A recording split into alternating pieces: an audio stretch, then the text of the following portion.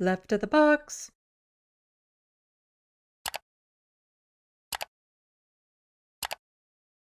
Major update. In Winnipeg, serial killer Jeremy, today he admitted to killing all 4 Indigenous women and dumping their bodies in the landfills, and this was just on May 6th. This is a story that I've been following for quite some time about Winnipeg's lack of action when it comes to searching a landfill for bodies they know are there of Indigenous women. There's been a lot of lack of action from the provincial government. We'll get a little bit more into it, but at the time it was a conservative government, and they actually put it part of their re-election campaign that they would not search the landfill. And then Wab Kinew, who recently got elected as premier, had it in his platform that he would search the landfill. And this has been going on for years, and it is just really horrible story, and there's updates on it that are quite disturbing.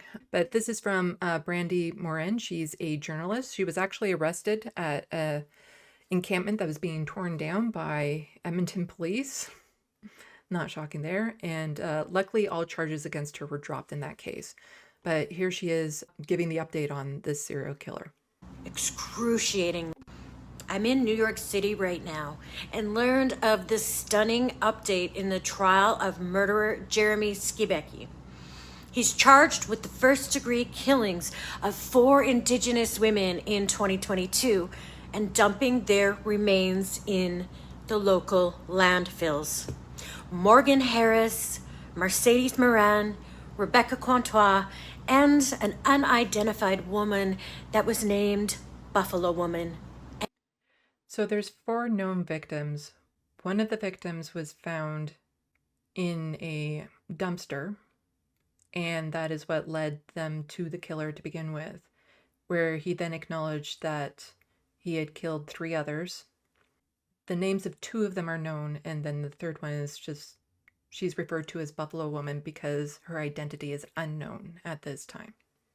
And their families are still waiting for justice because their bodies are still somewhere in the dumps, as authorities initially refused to fund a search.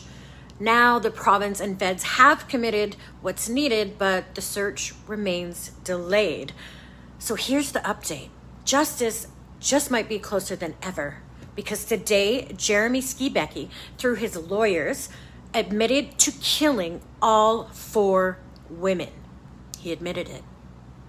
Apparently, the trial will now move forward with a judge alone instead of a judge and jury, since Skibecki has admitted guilt and the Crown doesn't need to prove that he killed anyone. What he is going to try for is an insanity defense, saying that he wasn't in control of himself, and that is actually where the lawyers are going. So this changed the dynamic of the trial that he was facing because he actually admitted to killing them.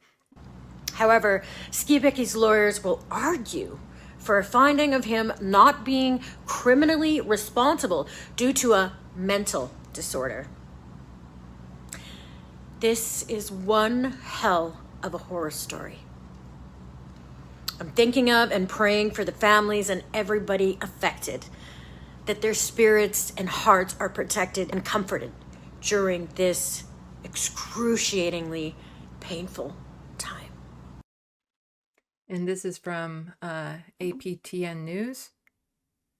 Police find DNA of another 12 women at self-confessed killer's apartment in Winnipeg. The Winnipeg Police Service confirmed the DNA of 4 Indigenous women inside the home of the self-confessed killer, a court heard Thursday, along with the DNA profiles of an additional 12 women.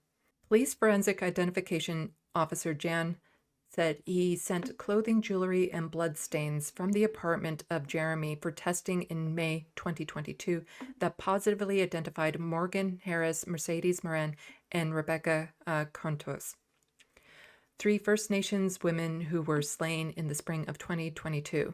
The testing also confirmed the presence of a 4th victim known as Buffalo Woman.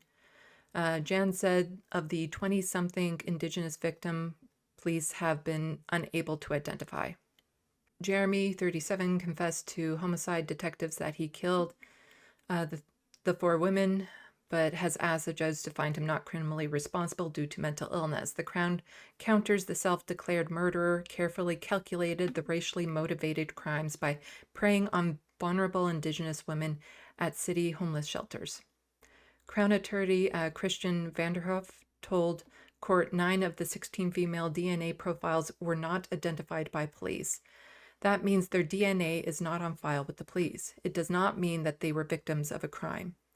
Vanderhoef did not reveal the names of two of the 3 women whose DNA was identified. He said the third woman was Andrea Cedarwall. Defense lawyer Leonard has said his client suffers from borderline personality disorder and post-traumatic stress disorder. That doesn't make you a serial killer. That really hurts people with those disorders to try to blame these actions on that. That doesn't, borderline personality disorder, post-traumatic stress disorder does not cause someone to become a killer. But in a lengthy interview with 2 homicide detectives, Jeremy appeared lucid and calm. He detailed the crimes in a nonchalant manner following his arrest on May 18, 2022. In the videotaped interview shown at his trial on the 4 first-degree murder charges, Jeremy said he self-medicated with marijuana and was coming down from magic mushrooms or high on methamphetamines when he committed the murders. Multiple murders. He said he wasn't on medication or suffering from psychosis. Chief Justice Glenn Joyal of Manitoba's Court of King's Bench and members of the victims' families have heard graphic testimony all week. Thursday was no exception. So Vandervoort, I'm so sorry, I can't do this with the names, but basically confirmed more than 100 crime scene photos of the items he swabbed, tested and fingerprinted from inside Jeremy's apartment and recovered from various garbage bins and dumpsters in North Killadon neighborhood. The items included furniture, household goods, clothing, shoes, hats, jacket, underwear, and jewelry. Also, Jan confirmed he located the partial remains of a person inside the residential garbage bin after police received a 911 tip from a man who was scavenging. Police have said they recovered additional remains of the person in city's Brady Road landfill, but refused to search the privately owned Prairie Green landfill for the remains of the other 3 women, citing safety and other concerns. Court was told that Jeremy was recorded on residential and commercial surveillance video tossing garbage bags into nearby bins and dumpsters before his arrest.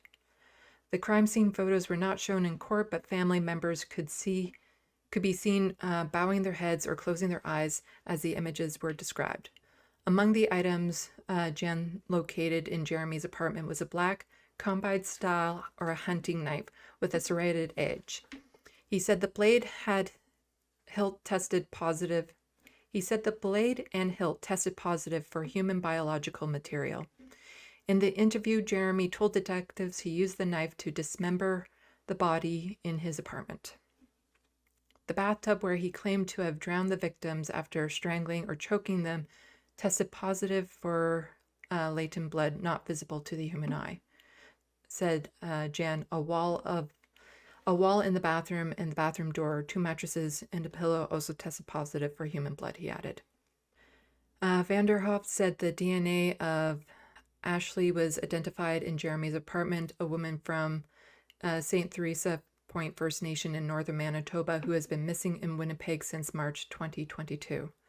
Police said the 31-year-old mother of 3 was last seen near the Salvation Army homeless shelter in Winnipeg's inner city. Court has heard Jeremy met his victims at Winnipeg homeless shelters.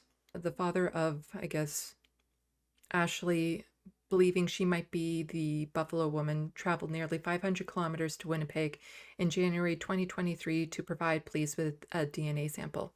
But it was not a match, and Buffalo woman remains unidentified, although police have said she is an Indigenous woman in her 20s. Police confirmed to APTN News Thursday that Ashley is still missing. Vanderhoef said Cedarwall, a mother of 3 who grew up in Kenora, Ontario, has since died. She was 34, according to her obituary. A black baby fat jacket is the only item police linked to Buffalo woman via DNA, Jan said. The Crown said police recovered it from the man who bought it from Jeremy on Facebook Marketplace after a Buffalo woman was killed. A running shoe that tested positive for a person's DNA was found in Jeremy's apartment, Jan said, and its mate located nearby garbage bin. He also tested a Ziploc bag marked with the name Harris Morgan and her date of birth that Jan said looked like it came from a hospital. Vanderhoof told court Jan also photographed Jeremy for police purposes and asked whether he had concerns about Jeremy's behavior or mental health, to which the officer replied, no, he did not. This wasn't a mental health issue that caused him to do this. And to blame it or try to blame it on, personality disorder, post-traumatic stress disorder it harms people who do have those disorders.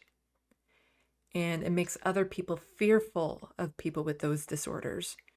I don't know why he bothered admitting it if he was going to use this defense, because the likelihood of this defense actually keeping him out of jail is next to none, because from what the police are saying, there's no indication that he is suffering from any sort of mental disorder. And mental disorders don't cause people to become serial killers.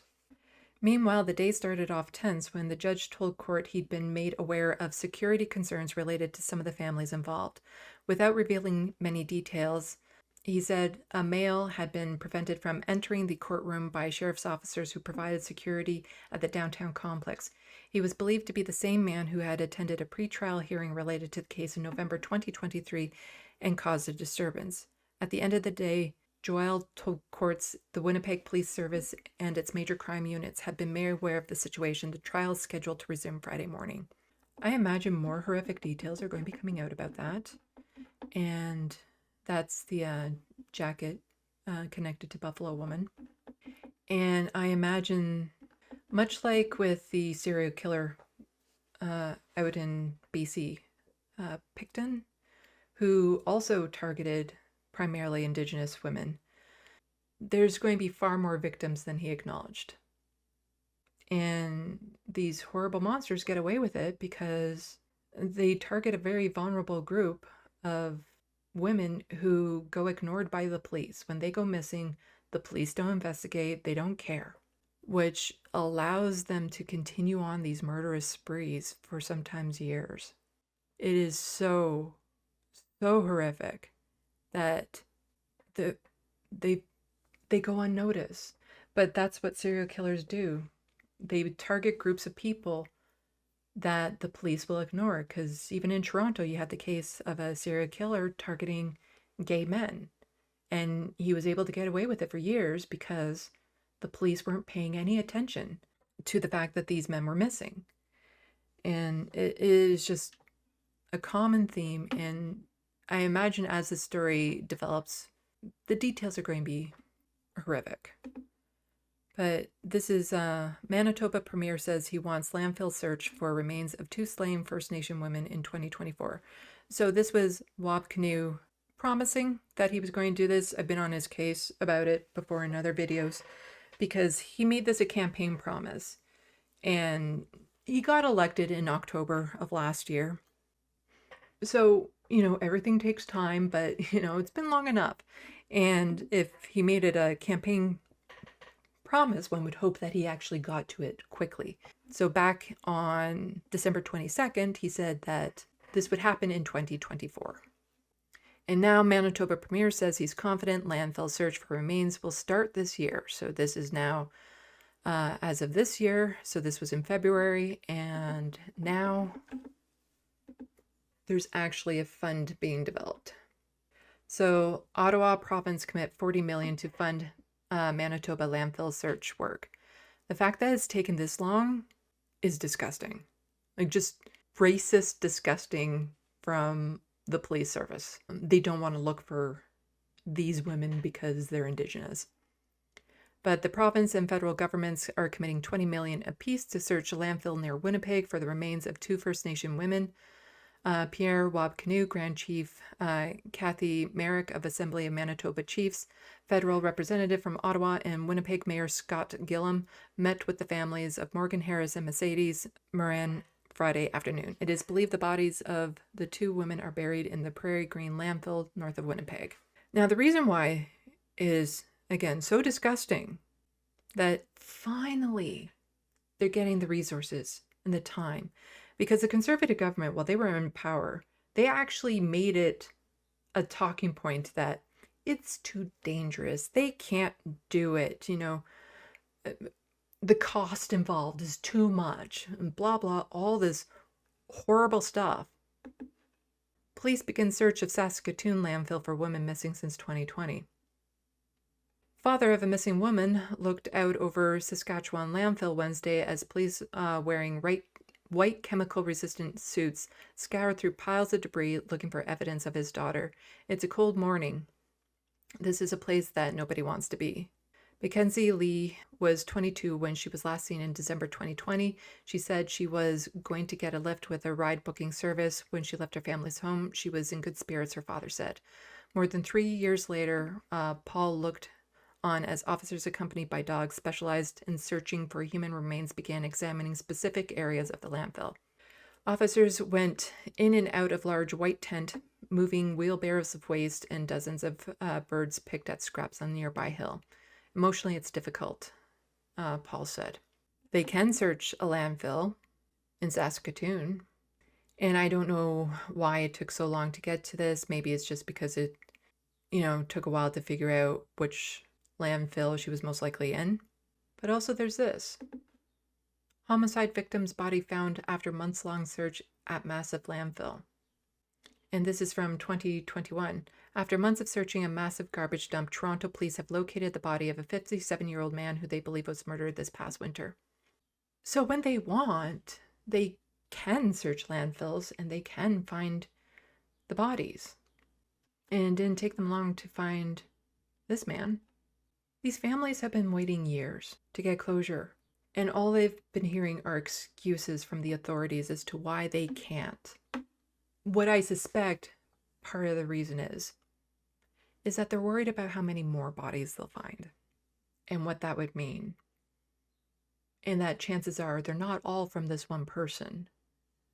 So who else might be responsible? There's no excuse for it to take this long. And there's been camps set out outside of the landfill that have been there protesting, blocking people from going in.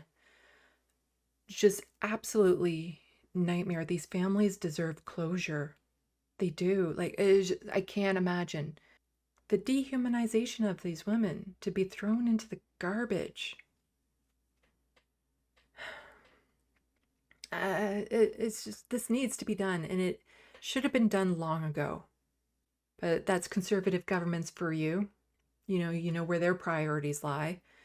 Hopefully this promise from Wabcanoe actually gets enacted and they can bring these families some closure at the very least, and hopefully identify who the Buffalo woman is, and hopefully find out if this person is responsible for a whole bunch of other murders, which is entirely possible, and can then bring those families closure. But the fact that only 2 of the 231 actions for missing and murdered Indigenous women and girls have been enacted, it's crying shame. This country is just so shameful when it comes to everything related to Indigenous peoples. Like all the history, the genocides committed against them, but also currently what's happening. Like, to me, it's no wonder Justin Trudeau is supporting Zionists, because they never lost their ways up in the federal government. This country was founded on genocide, and those foundations are still there. It needs to be knocked to the ground.